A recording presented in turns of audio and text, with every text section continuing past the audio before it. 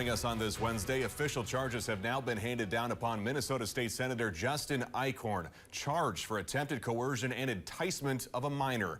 You'll remember yesterday we first reported the Republican from Grand Rapids, Minnesota was arrested down in Bloomington, Minnesota for alleged solicitation of a minor. Northern News Now's Madison Green joins us here in studio to bring us the newest details in this case according to today's filings. Madison. Ryan, Eichorn has been charged with a felony count for hiring a minor for prostitution. Police say Eichorn was caught in an undercover operation carried out by Bloomington PD with the purpose of identifying individuals looking to hire underage girls for sex. In this case, law enforcement was posing as a young woman looking to meet with men. According to the criminal complaint, on March 11th, undercover law enforcement received a message responding to one of their ads from a number later discovered as Eichorn's. According to the criminal complaint, Eichorn reached out twice that night with no response from police because they were working on multiple other cases. Police say the following day, Eichorn reached out again.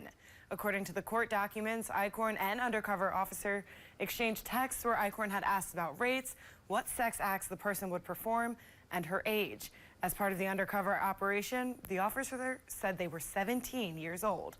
Over the course of the next 5 days, Eichorn had asked the officer's age 2 more times and proceeded to ask for, quote, naughty pictures. According to the criminal complaint, Eichorn had apparently used lingo in his correspondence with the undercover cop, common in the commercial sex industry. Monday, the police made a plan with Eichorn, telling him when and where to meet up at a restaurant in Bloomington where officers were waiting. After seeing a car pull into the spot, law enforcement told Eichorn to park. Police say they texted confirming it was him. At this point, uniformed officers say they approached him, saw him manipulate and discard a phone in his car, and arrested him. Law enforcement say they found 2 phones, $129 cash, $9 more than the agreed rate for the exchange between the two, among other things. As of late this afternoon, Eichorn remains in Hennepin County Jail under a $75,000 bail.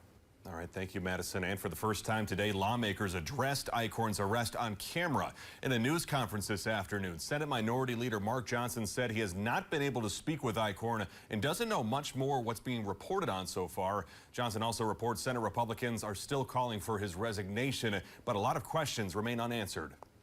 I haven't had time to process the charges themselves. I know there are some challenging things within there. But again, until we get some more information and look through that, it's a very, very unfortunate situation. And we've asked for the resignation based on the charges and based on the information that we have. Governor Tim Walz has also addressed Eichorn's arrest within the last half hour here. We'll be hearing from him coming up later tonight here on Northern News Now.